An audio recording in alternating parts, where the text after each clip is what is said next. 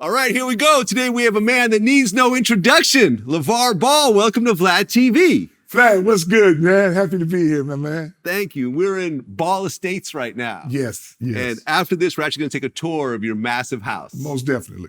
But this is our first time sitting down, so I want to get into your whole story. I want to start in the very, very beginning. No. So you grew up in South Central. Yes. Okay. So what was South Central like in the 70s and 80s?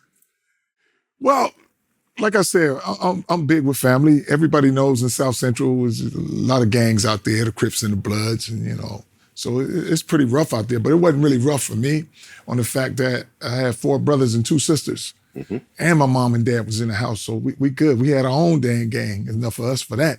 So I never went to a side where I was like, oh, I got to be in this gang to be either validated or just to have family. I already got my family.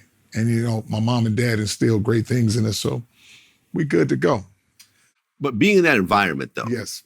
You talked about this. You had friends who died or went to prison and so forth. Yes. But what do you think was the most traumatic thing that you experienced during that time? Really, nothing traumatic. I got too many brothers and sisters to really worry about that. That was my friends and stuff, and stuff happens, and I get it. It's part of life. Yeah. But I never was like, oh my God, I can't believe this happened. No, I wouldn't like that. You were shielded from all that. It was not even really shielded. It's just, I think my mindset was a little different. It's like, I'm not gonna cry over, cousins, brothers, or whatever. My family is my immediate family, which is my 4 brothers, my mom and dad, and my 2 sisters. That was my main concern. No, nothing don't happen to them. I'm cool, but I understand that outside things happen.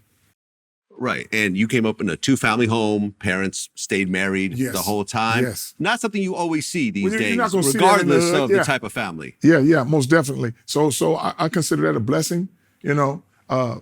Both my mom and dad worked, and I see what they did. And people always ask me, they say, well, were you influenced by your mom and dad to have your own brand and stuff like that? Not really. It's like this. I see what my mom and dad did, working hard all their life. That's not how I want to do it like that. Yeah. I want to have ownership in something. And I see how, the little sound kept them doing what they do. What I mean by the sound is the alarm clock. Bing, mean get up. Bing, go to work. You hear a buzz or something at the job, say go to lunch. I don't want to be on that sound thing. Yeah. So I'm like, I'm gonna be this big baller. I'm gonna do my own thing. So, but in order for me to do my own thing, I have to set it up the right way. I just can't be like, well, I don't want to work for nobody and don't have a job. Right.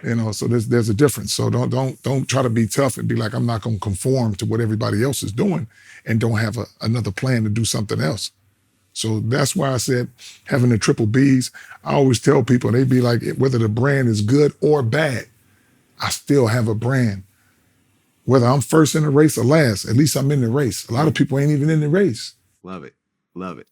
Okay. So at one point, you go to Canoga Park High School. Yes.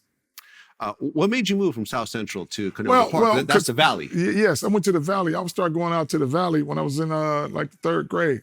My mom and dad shipped me out there to we got bused out there from the hood all the way to the Valley.